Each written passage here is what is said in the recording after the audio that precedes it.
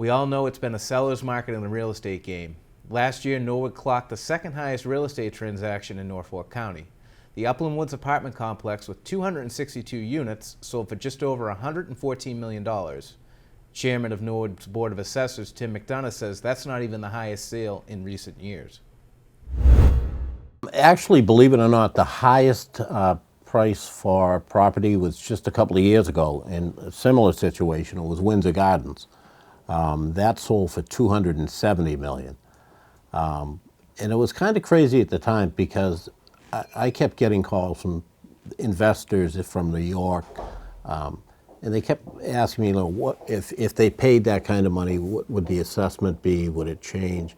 You know, obviously the assessment would change, but we can't assess it based upon sales price. We have to have backup information based upon income approach, how much money they generate. And on that particular one, it just didn't make sense. And I was trying to get it out of the prospective buyers.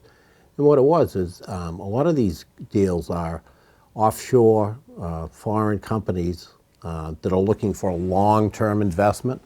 So it doesn't make sense, it doesn't fit the mold of a short-term or even near-term investment for somebody looking to put some money aside.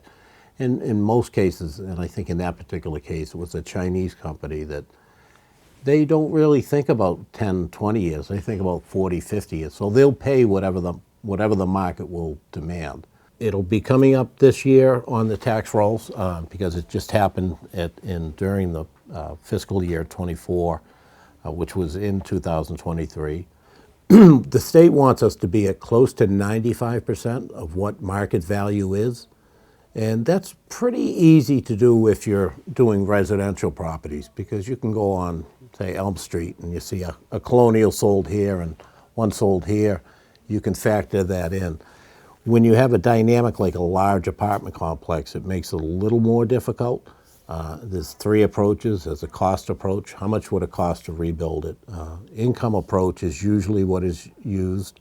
How much money will it generate for an investor? And a sales approach, which is, all right, find a similar type property that is sold. Well, there aren't that many 200-unit complexes that sell.